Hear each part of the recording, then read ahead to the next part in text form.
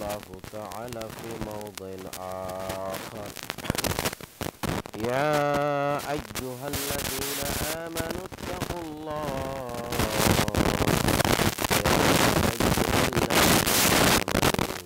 كتب عليكم الصيام كما كتب على الذين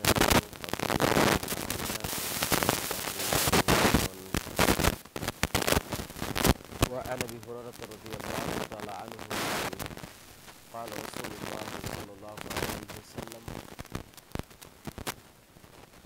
من صام رمضان إيمانا واحتسابا غفر له ما تقدم من ذنبه رواه البخاري. وعن ابي هريره رضي الله تعالى عنه قال قال رسول الله صلى الله عليه وسلم من قام رمضان إيمانا واحتسابا غفر له ما تقدم من ذنبه رواه البخاري. আলহামদুলিল্লাহ, যাবতীয় প্রশংসা, যাবতীয় হামদ ও সানা সেই আল্লাহ রাব্বুল আলামিনের জন্য, যার একান্ত অপার অসীম মেহেরবানিতে আল্লাহ রাব্বুল আলামিন আমাদেরকে দয়া করে মায়া করে অত্যন্ত ভালোবেসে আল্লাহ সুবহানাহু ওয়া তাআলা আমাদেরকে রমাদান মাসে কবুল করেছেন এবং রমাদানের এই প্রথম জুমায় আল্লাহ সুবহানাহু ওয়া তাআলা আমাদেরকে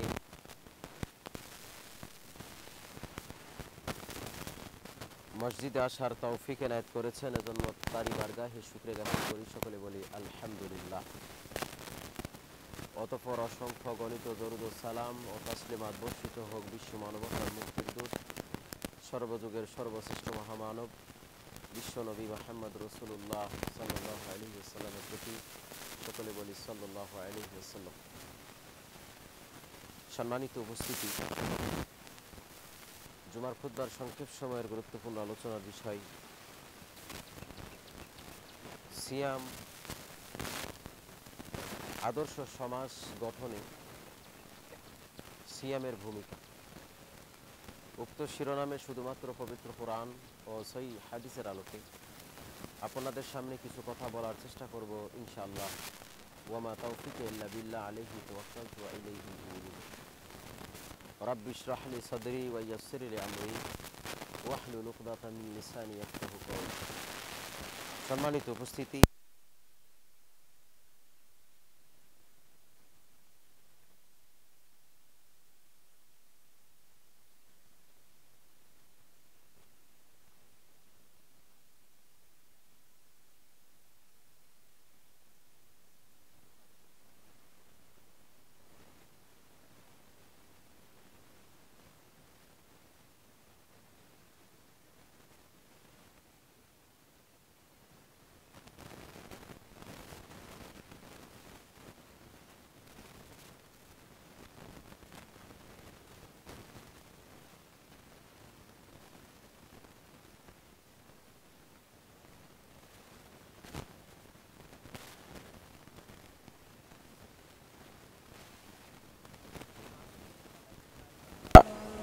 সরিয়ে দিবে।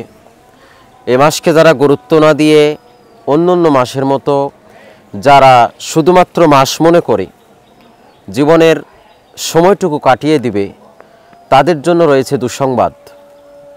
আর যারা এই মাসে বেশি বেশি আল্লাহ রাব্বুল আলামিনের ইবাদত করে, বেশি বেশি সালাত আদায় করে, কিয়ামুল লাইল আদায় করে, এই মাসের প্রত্যেকটা দিন ফরজ সিয়াম আদায় করে, বেশি বেশি জিকির আজগার করে আল্লাহকে সন্তুষ্টি অর্জন করার, আল্লাহ রাব্বুল আলামিনের সন্তুষ্টি অর্জন করার চেষ্টা করবে, আল্লাহ রাব্বুল আলামিন তার জন্য সুসংবাদ দিয়েছেন, বলেন সুবহানাল্লাহ।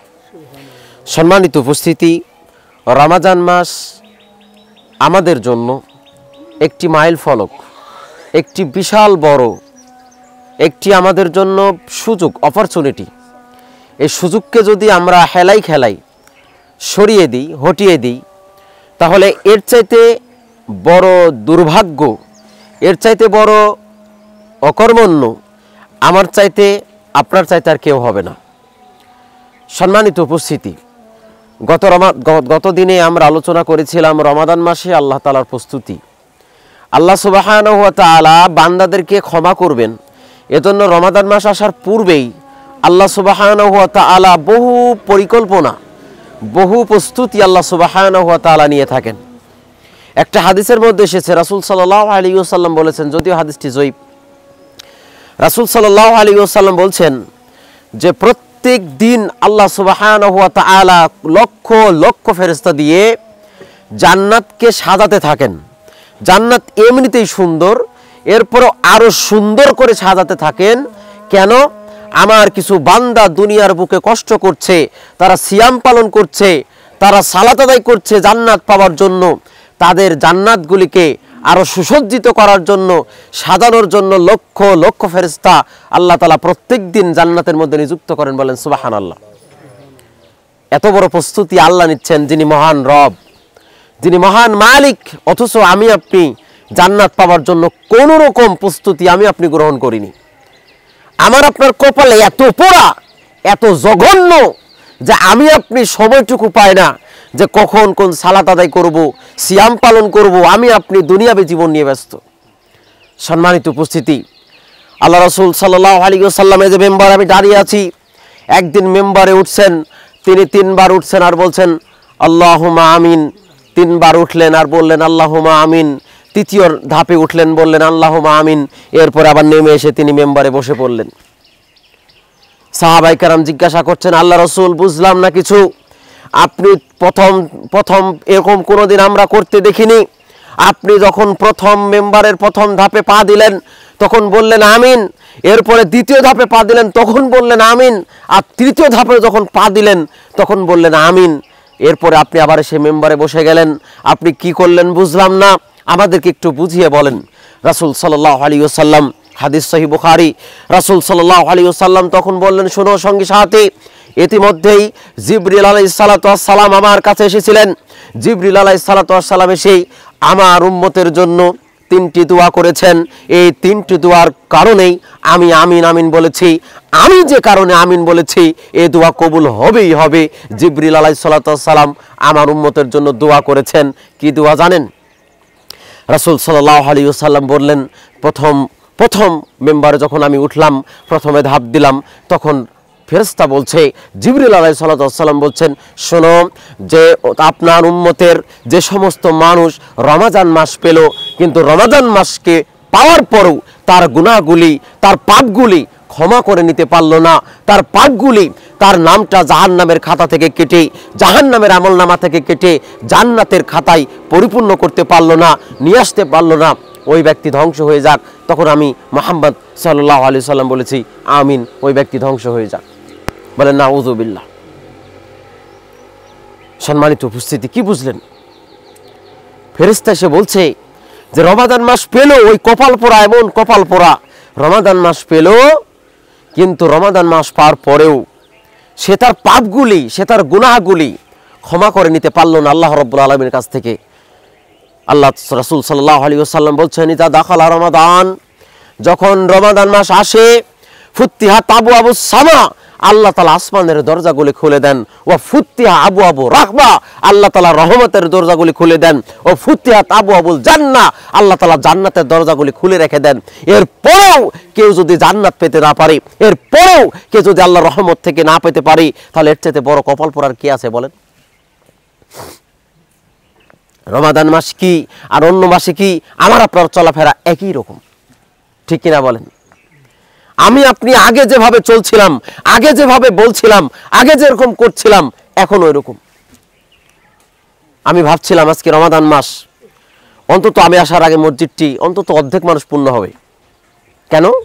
কারণ রমাদান মাস মানুষের গুরুত্ব আছে, মানুষ গুনাহ থেকে মাপ পেতে চায়, মানুষ পাপ থেকে বাঁচতে চায়, মানুষ সিয়াম পালন করছে, সালাত আদায় করছে, মানুষ পাপ থেকে বাঁচতে চায়। কিন্তু অন্য মাসও যা, এখনো তা। কোথায় আপনাদের প্রস্তুতি? কোথায় আমাদের প্রস্তুতি? কোথায় আমাদের গুনাহ মাপের সংশোধন? কোথায় আমাদের জীবনের সংশোধনের জন্য আমাদের প্রস্তুতি বলেন? এজন্য আল্লাহ রাসূল সাল্লাল্লাহু আলাইহি ওয়াসাল্লাম বলছেন, কুল্লু উম্মতিন ইয়াদখুলুনাল জান্নাহ, আমার প্রত্যেক উম্মতি জান্নাতে চলে যাবে। ফাকাদ আবা, তবে ওই ব্যক্তি যাবে না যে ব্যক্তি অসম্মত, জান্নাত যেতে চায় না, ওই ব্যক্তি জান্নাতে যাবে না। সাহাবায়ে কেরাম আল্লাহ রাসূলকে জিজ্ঞাসা করছেন, আল্লাহ রাসূল, কে জান্নাত যেতে চায় না? ওয়ামান আবা ইয়া রাসূলুল্লাহ, আবা কি জিনিস? রাসূল সাল্লাল্লাহু আলাইহি ওয়াসাল্লাম বললেন, মান আতাআনি দাখালাল জান্নাহ, যে ব্যক্তি আমার আনুগত্য করবে ও জান্নাতে যাবে, ওয়া মান আসানি ফাকাদ আবা, আর যে আমার নাফরমানি করবে ও হলো জাহান্নামে যাবে, ও হলো আবা, ও হলো অসম্মত, জান্নাত যেতে চায় না। আমরা মুখে যদি জিজ্ঞাসা করি আপনি জান্নাত যেতে চান না জাহান্নামে যেতে চান, একটা পাগল কোনোদিন সালাত আদায় করে না, একটা নিচু মানের মানুষ সেও বলবে যে আমি জান্নাত যেতে চাই, ঠিক কিনা বলেন? বলবে কি বলবে না? কিন্তু জান্নাত যাওয়ার জন্য, জান্নাত কি মামুর বাড়ি? জান্নাত কি ওই আপনার শ্বশুর বাড়ি যে 2 টাকা 5 টাকা দিয়ে 100 টাকা দিয়ে একটা রিজার্ভ গাড়ি ভাড়া করলেন আর চলে গেলেন শ্বশুর বাড়ি, শ্বশুর বাড়ি গিয়ে মধুর হাড়ি খেয়ে ফেললেন, সেখানে আপনি যেভাবে যান আপনাকে সম্মান করে দিল? জান্নাত কি শ্বশুর বাড়ি নাকি যে গাড়ি ভাড়া করবেন আর জান্নাত গিয়ে আর শ্বশুর বাড়ি গিয়ে নেমে যাবেন? জান্নাতের একটা মিসওয়াক পরিমাণ, একটা মেসওয়াক কত বড় হয় বলেন? আধাত। একটা মেসওয়াক যেটা দিয়ে আমরা দাঁত মাজি, দাঁত পরিষ্কার করি, একটা মেসওয়াক, রাসূল সাল্লাল্লাহু আলাইহি ওয়াসাল্লাম বলছেন একটা মেসওয়াক ফেলে দিলে জমিনে যতটুকু জায়গা দখল করে, জমিনে যতটুকু জায়গা দখল করে, এতটুক জায়গা জান্নাতের মধ্যে, এতটুক জায়গার এত দাম 10টা দুনিয়া বিক্রি করে এই জায়গাটা কিনতে পারবেন না। বলেন সুবহানাল্লাহ। এই জান্নাত আমি আপনি, আল্লাহ তাআলা আমাকে আপনাকে এমনিতেই দিয়ে দিবেন। সাহাবায়ে কেরামের জীবন কেমন ছিল? রমাদান মাস আসলে তারা দুনিয়াকে ভুলে যেত, দুনিয়ার কোনো কিছু। আজকে তো আমরা রমজানের প্রস্তুতি মানে খাওয়ার প্রস্তুতি নিয়েছি, ঠিক কিনা বলেন? কত খাওয়া, কত ইফতারি, কত রকম কিছু, অথচ এগুলি শয়তানের একটা বিশাল পরিকল্পনা। আপনার বাড়িতে আগে সামান্য রান্না হতো, এখন অনেক বেশি হয়, হয় কি হয় না? রমাদান আপনি খান, খেতে নিষেধ করছি না, তবে আমাদের প্রস্তুতিটা হচ্ছে জান্নাত যাওয়ার জন্য, আমাদের প্রস্তুতি হচ্ছে সিয়ামকে ঠিক করার জন্য। আপনি যদি প্রত্যেক দিন অল্প একটু খাবার, অল্প একটু কিছু দিয়ে ইফতার করেন, ইফতার হবে কি হবে না? সাহাবায়ে কেরাম একটা খেজুরের যদি 5 জন থাকে, খেজুর যদি 2টা থাকে 3টা থাকে, অর্ধেক করে ভেঙে নিয়ে ওই খেজুর দিয়ে ইফতার করেছেন, তাদের আলাদা কোনো